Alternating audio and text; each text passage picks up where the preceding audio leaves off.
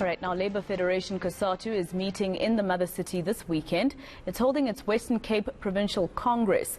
The minimum wage, COVID-19, JSC interviews and the State of the Nation address are all on the agenda. eNCA reporter Ronald Masinda is watching all of these developments and he joins us now live. Ronald, of course, it's going to be a very interesting meeting given what the tripartite alliance is going through, particularly with Lindiwe Sisulu and the fact that this year will be the elective conference. Tell us more about what we expect them to talk about this morning. Well, good morning, Masaka. Well, over the next two days, members of Cosatu will be deliberating on who should be the next leaders. 4 positions are up for grabs here in the Western Cape. The elective conference, it has to be said, has been postponed several times due to the COVID-19 pandemic. Back in 2018, as one of Cosatu's key focus areas was on improving service delivery, as well as to ensure that Cosatu in the province functions properly. Back in 2018, the provincial secretary, Melvin de Bruin, was elected. He replaced Tony Ehrenreich, a long-serving unionist of Cosatu. Melvin de Bruin joins me now as to what we can expect today. Melvin, thank you so much for your time. A very important gathering, but also, has Cosatu achieved its objectives? Yeah, thanks for the interview. As Cosatu, over the last 3 years, we can report that we've achieved our objectives. There was some slight delays in some of the programs, but we achieved our objectives. In terms of what to expect, now the key positions for leadership positions, I mean, you've served now as a provincial secretary. Do you have ambitions of remaining there? And where can Cosatu improve if ever you feel that there is a place where they can improve? Yeah, in terms of the position itself, that the leadership, all of the leadership is available to stand again, but ultimately it's up to Congress to decide whether they want to retain the leadership or whether they want to replace it. So it's ultimately up to them.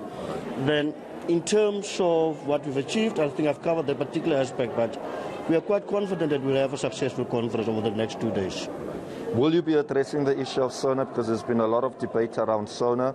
Should it take place, you know, in terms of at the venue that has been chosen since Parliament has been gutted, as well as the cost, because we are led to believe that SONA will actually cost more this year as previously last year. Yeah, I think we are of the view that SONA must continue ultimately, but I think the option of a virtual SONA would have been the best one under the circumstances. But if they are willing to use that amount of money to have SONA, I would have then recommended that you take it then to the township areas and not in the CBD. If they really care, they should say, let's go to Khayelitsha, let's go to Delft, to Menenberg, so that they can be in touch with the people on the ground. In your assessment, with regards to SONA itself, will we see Cosatu also in protest? Because in many cases what we've seen outside Parliament were unions demanding more jobs, given what the pandemic has done to many South Africans losing their jobs. As Cosatu, at that stage, there was no decision taken to go and protest in front of the SONA building or whether SONA will take place. But Congress will decide ultimately over the next 2 days whether we should go there or not. But as Cosatu, we do have a program in terms of dealing with socio-economic issues. So we will be having our protests as normal during the next couple of years. Let's talk a bit about JSC. A lot has been said about just the line of questioning some of these judges have had to endure over the past few days. What is Cosatu's view?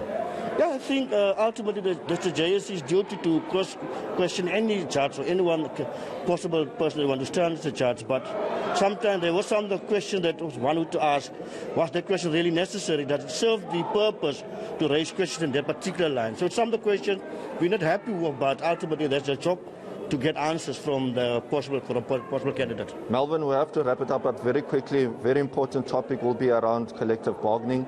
This has been described as a province where there's a lot of inequality, especially in the workplace. What will be some of the key topics around that issue?